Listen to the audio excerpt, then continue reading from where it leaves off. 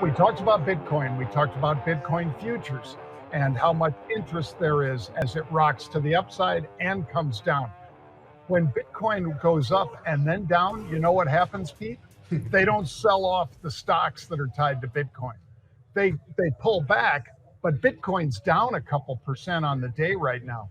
Meanwhile, CleanSpark, MicroStrategy MSTR, Mara blockchain marathon, those are all still holding on to at least 2/3 of their gains. Some of them were double-digit gains this morning.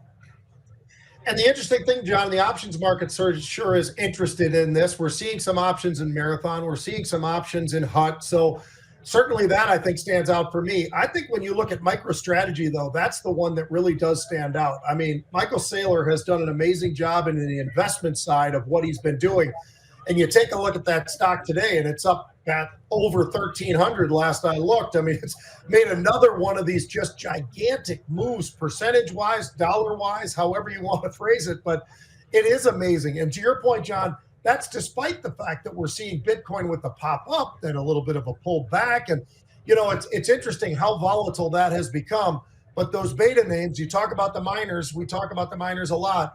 Those miners certainly are an area that has become very, very interesting to trade, but you've got to navigate it right. You've got to understand why they're moving up or why they're moving down. And it's not always just about the price of Bitcoin. There's a lot of other factors, but certainly price of Bitcoin certainly is a big factor. I think it's still a sector you want to watch, and pay attention to Coinbase too, folks, because I think that's the one with some of the most active options in the space because there are not, of course, options on Bitcoin ETFs yet.